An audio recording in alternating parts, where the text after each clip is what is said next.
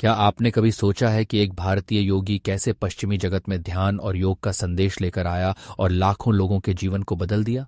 यह कोई साधारण कहानी नहीं बल्कि एक अद्वितीय आध्यात्मिक यात्रा है जो विज्ञान और अध्यात्म के अद्भुत संगम को दर्शाती है।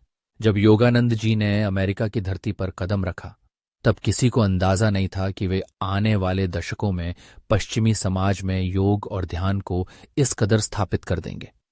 वे सिर्फ एक योगी नहीं थे बल्कि भारतीय आध्यात्मिकता के ऐसे दूत थे जिन्होंने पश्चिमी सभ्यता को आंतरिक चेतना और आत्म साक्षात्कार का बोध कराया। उनके प्रवचनों और कार्यों के माध्यम से अनेक वैज्ञानिक, दार्शनिक और लेखक गहराई से प्रभावित हुए। उनकी आध्यात्मिक दृष्टि और वैज्ञानिक सोच ने प्रसिद्ध वैज्ञानिक अल्बर्ट आइंस्टीन को भी आकर्षित किया। उनके संवादों में उन्होंने आइंस्टीन को यह समझाया कि ब्रह्मांड केवल भौतिक तत्वों से नहीं बना बल्कि चेतना से भी संचालित होता है। यह विचार आइंस्टीन की सापेक्षता की थ्योरी और क्वांटम भौतिकी की अवधारणाओं से मेल खाता था। इसके अलावा प्रसिद्ध वनस्पति वैज्ञानिक लूथर बर्बैंक भी योगानंद जी के घनिष्ठ मित्र बन गए।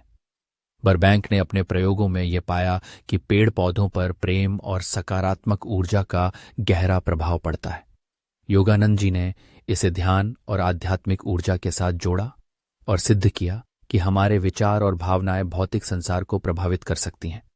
भारतीय वैज्ञानिक आचार्य जगदीश चंद्र बसु पहले ही यह सिद्ध कर चुके थे कि पेड़ पौधों में भी चेतना होती है।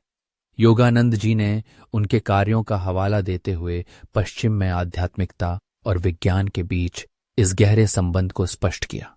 उनकी शिक्षाओं का प्रभाव इतना गहरा था कि ध्यान और योग पश्चिम में एक आंदोलन का रूप लेने लगे।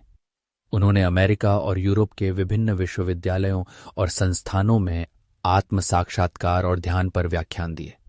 धीरे धीरे उनके द्वारा स्थापित self realization fellowship SRF America और यूरोप के कई हिस्सों में फैलने लगी।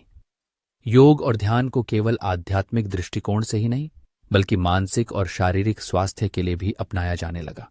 1946 में योगानंद जी ने अपनी आत्मकथा ऑटोबायोग्राफी ऑफ अ योगी प्रकाशित की, जिसे हिंदी में योगी कथामृत के नाम से जाना जाता है। यह पुस्तक एक साधारण आत्मकथा नहीं थी बल्कि इसमें भारतीय संतों के चमत्कारिक जीवन, क्रियायोग की गूढ़ विधियां और ईश्वरीय चेतना के रहस्यों का खुलासा किया गया था। यह ग्रंथ न केवल पश्चिमी जगत में बल्कि पूरे विश्व में योगानंद जी के विचारों और शिक्षाओं का सबसे प्रभावी माध्यम बना। स्टीव जॉब्स जैसे कई प्रसिद्ध व्यक्तियों ने इस पुस्तक को अपने जीवन की सबसे प्रेरणादायक कृतियों में से एक माना। यह पुस्तक आज भी लाखों लोगों को आत्म साक्षात्कार के मार्ग पर चलने की प्रेरणा देती है। योगानंद जी ने पश्चिम को यह सिखाया कि भौतिक सफलता और आध्यात्मिक उन्नति साथ साथ चल सकते हैं। वे हमेशा यह कहते थे कि सच्ची सफलता केवल बाहरी उपलब्धियों में नहीं बल्कि आंतरिक शांति और आत्म साक्षात्कार में निहित होती है। उनका प्रभाव केवल उनके जीवन काल तक सीमित नहीं रहा। उनकी शिक्षाएं आज भी लाखों लोगों को प्रेरित कर रही हैं। उनके द्वारा स्थापित SRF और उनकी अमर कृति योगी कथामृत उनके आध्यात्मिक उत्तराधिकार को जीवंत बनाए हुए हैं। उन्होंने दिखाया कि योग केवल भारत की धरोहर नहीं बल्कि संपूर्ण मानवता की अमूल्य निधि है।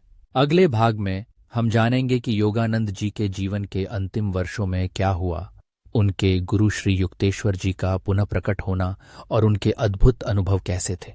इस आध्यात्मिक यात्रा के अगले चरण को जानने के लिए हमारे साथ बने रहें।